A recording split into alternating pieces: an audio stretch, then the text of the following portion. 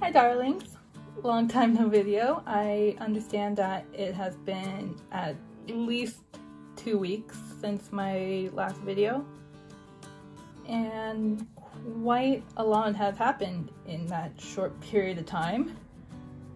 Some which are so minuscule in my really small circle, others in the whole world. And I'm gonna lightly discuss some of the things before I talk about what the title of this video implies. So just in the past couple weeks, I am back at work baking desserts for a restaurant, and I'm really grateful for that because I've heard through word of mouth that those desserts really do brighten people's day. And hey, as a nutritional science major who has finally gotten her BS as of May, I can tell you that dessert could be a part of a healthy diet, but we'll discuss that another time. And I've been working a lot and I have another gig coming up, so I'm glad to be able to squeeze this video in. There was also Father's Day weekend, so I was celebrating my dad there. And also during that weekend, it was my brother's birthday and my best friend's birthday. And then last weekend was Pride, which holds a very special place in my heart. And I understand that the parades had to be canceled due to COVID-19. But in hopes of celebrating, maybe even wanting to do a post to get the message out there about what else we need to do to fight for social justice, I ended up making a funfetti cake and attempted to pipe the 2020 Pride flag on it.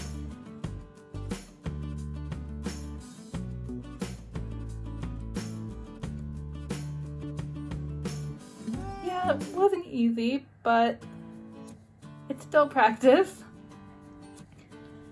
And now I finally found the time to kick back, get the room, and post this video. So before I talk about what I want to talk about, I want to address the controversy involving some big name YouTubers. I'm just going to talk about Shane Dawson and Jenna Marbles because I watched their videos religiously when I was a teenager, and I had kind of some aspirations to be a YouTuber like them, like have some jokes, maybe some practical videos. And when I heard the news, I was shocked and also angry that they did those videos. And all I can say is I just hope that they learned from those mistakes and that they could move forward and do more to fight for social justice. So I'm not going to get too deep into it because I want to discuss like what any person needs to be able to do right now, and that is overcoming activism fatigue. And I did Google the term just to get a little refresher before I start spilling it all and saying what I know we should do based on the knowledge I do have. And one thing that surprised me is that the term goes way back. Like, just on the first page there was articles from 2016. And I liked how they gave tips on taking breaks, tending to your needs, self-care is important. And these were mostly articles and interviews with people that were fighting for the groups they represent. And now that it's gonna jump into 2020, where I have seen the term a little differently.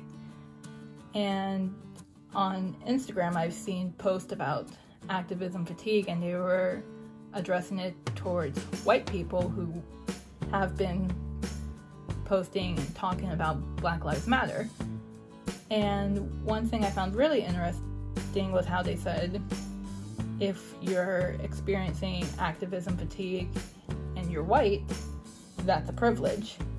While people who are BIPOC, they have to experience oppression and fight for justice every single day. And that really, really puts things into perspective for me. And I've also seen posts along those lines about, when can I go back to posting brunch? When can I go back to posting that nature hike? And believe me, I love brunch photos. Brunch is my favorite meal of the day because I'm not a morning person but love breakfast. And I absolutely love seeing nature photos. And I have seen different views on it. Like, some people are saying, like, you know, do not post them. It is a major microaggression.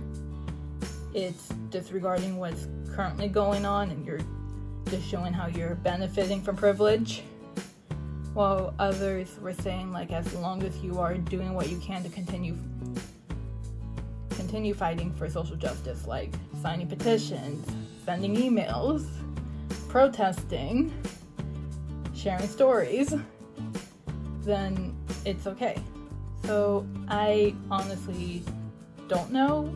Like, I'm trying to be careful. Like, if I am gonna bake something and then post it, I will try to make it somewhat of a call to action. But I'm trying to figure that out while also not ripping off the Sweet Feminist Instagram page. And seriously, I totally recommend it if you really like cake and intersectional feminism. But I also want to address, like, the self-care part. Like, you still need to keep your foot on the gas pedal. You need to keep fighting. Like, you need to not have your feed go back to normal. Still make the discussion. Still continue doing what you can. And some tips I could offer to balance those two is, number one, if you are starting to find yourself overwhelmed by the news, just go off of social media or any type of screen time for an hour. Just use that time to maybe think, do a puzzle, cook something, just something like a small break. But also just continue to make sure that your feed still has information that is helpful and beneficial to what's happening. Like, one way I do it to make sure my explore page doesn't go back to normal is I keep looking up hashtags that are calls to social justice, like Black Lives Matter.